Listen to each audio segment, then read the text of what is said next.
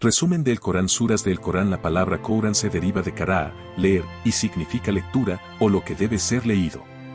Bajo este nombre los musulmanes designan no solo todo el libro, sino cada capítulo o sección del Corán.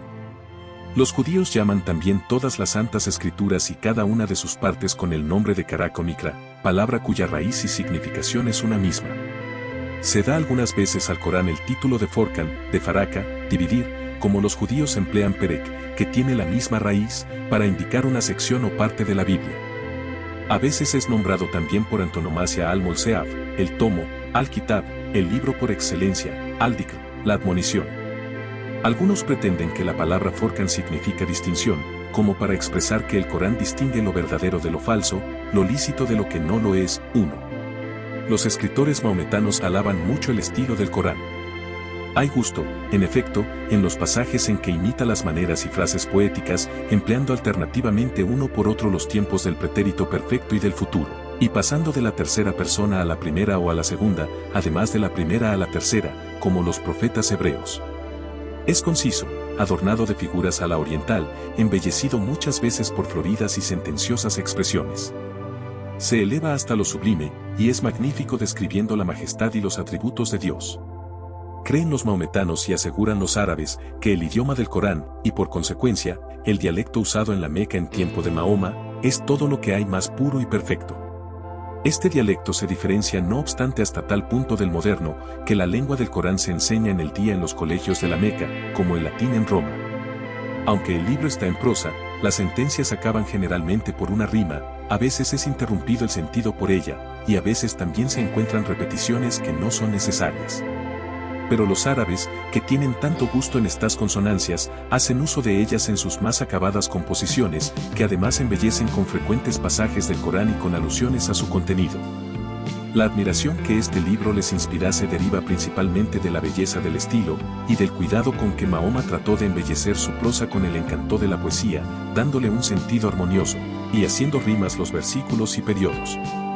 A veces, dejando el lenguaje común, describe en armoniosos y sublimes versos al eterno Dios sentado sobre el trono de los mundos, dando leyes al universo, haciendo mover a una señal suya a los planetas y anonadando las ciudades populosas, o creando un jardín en medio de los desiertos. Son armoniosas y elevadas sus expresiones cuando describe los eternos placeres del paraíso, terribles y enérgicas cuando habla de las llamas devoradoras. Instruido como era en la lengua más rica, más elegante, más sonora, más armoniosa entre todas las que se conocen, de una lengua que por la composición de sus verbos, puede seguir el vuelo del pensamiento y describirle con precisión, que por la armonía de sus sonidos imita el alarido de los animales, el murmullo de la fugitiva ola, el zumbido de los vientos, el estampido del trueno, de una lengua en la cual se habían ilustrado tantos poetas. Aplicóse Mahoma a dar a su doctrina lodo el prestigio de la elocución, a su moral la majestad que le convenía, y a las fábulas de su tiempo un giro original que pudiese a la vez hacerlas agradables e interesantes. Alí tenía la costumbre de decir, el Corán contiene la historia de lo pasado, las predicciones del porvenir y las leyes de lo presente. Mahoma decía a sus discípulos, leed el Corán y llorad.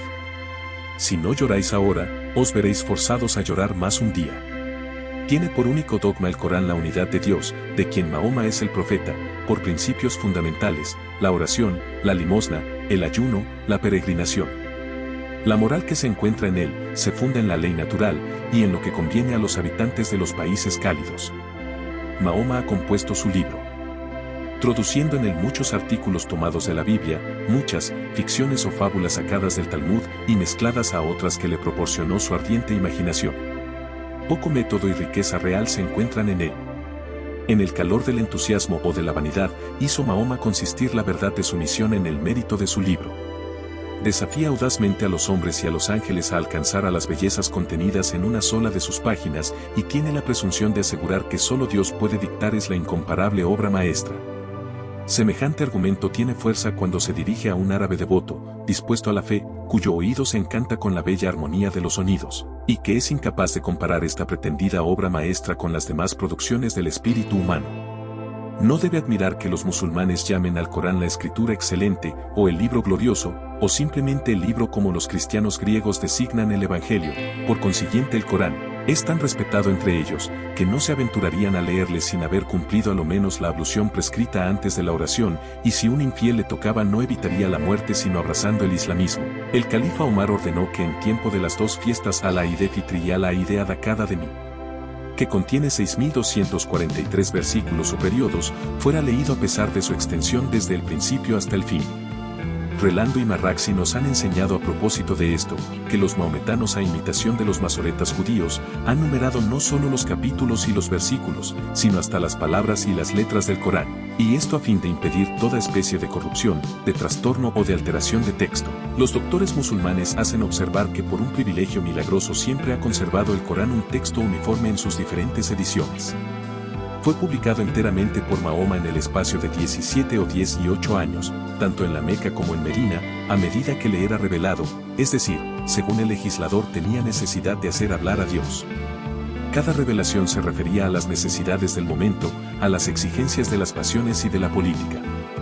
Aunque se hallan allí a menudo contradicciones, toda discusión es evitada por esta máxima preliminar, que el texto de las escrituras está abreviado o modificado por las explicaciones subsecuentes. Estas pretendidas revelaciones estaban escritas por los codallos secretarios, en hojas de palmera o en pergamino, tan pronto como salían de la boca del profeta. Sus discípulos las aprendían después, luego todos los pedazos de pergamino o de hojas se encerraban mezclados en un cofre. Fue puesto el Corán en el estado en que se encuentra en día por el Calila Abou Bekr, que no tuvo en consideración al tiempo en que fueron dictados tanto los capítulos como los versículos. El que debía ser el primero, se encuentra en el número XCVI, y el último publicado es el 9º. Las divisiones del Corán se llama por los árabes, Sobar, en singular Soura. En esta edición emplearemos la palabra sura, más habitual en las tracciones contemporáneas, Torre de Babel Ediciones, que significa escritura o serie, continuación regular. De esta misma manera llaman los judíos Torah o Touro cada una de las 53 secciones del Pentateuco. Cada sura o capítulo se conoce por nombres o títulos particulares que comúnmente no tiene relación sino con un versículo o dos, mientras que lo restante del capítulo trata de cosas extrañas al mismo título. Los capítulos del Corán son 114 de desigual longitud, algunos no tienen más que 3 o 4 versículos, otros tienen más de 200. Cada capítulo, a excepción del 9º, está precedida de una fórmula solemne, llamada por los maometanos Bismillah, porque da principio por las palabras Beisimillah, Irraman, Irrakim, es decir, en nombre de Dios piadoso y misericordioso. Esta fórmula figura constantemente en cabeza de todos sus libros y de todos sus escritos como sello de su religión. Constituyen un deber de pronum. Searla al principio de todas sus acciones, antes de la oración, antes de ponerse a la mesa, abandonando el lecho, antes de emprender un trabajo, saliendo del alojamiento, hasta cuando dan muerte a un animal. Parece, dice Abou el-Efeda, que Mahoma haya sacado esta fórmula de aquella con que los antiguos persas hacían preceder sus libros, y que se encuentra sobre todo en los de la más remota antigüedad. Benan Yezdam Yakka Isgerdadar, lo cual significa, en nombre de Dios, justísimo y misericordiosísimo. El primer capítulo, titulado Al-Fatiha, Introducción, está en gran veneración, se le dan títulos honoríficos como capítulo de oración, de la alabanza, de las gracias, del tesoro. Es considerado como la quinta esencia de todo el libro, y los musulmanes lo repiten tan comúnmente como los cristianos dicen la oración dominical, en sus devociones públicas y privadas.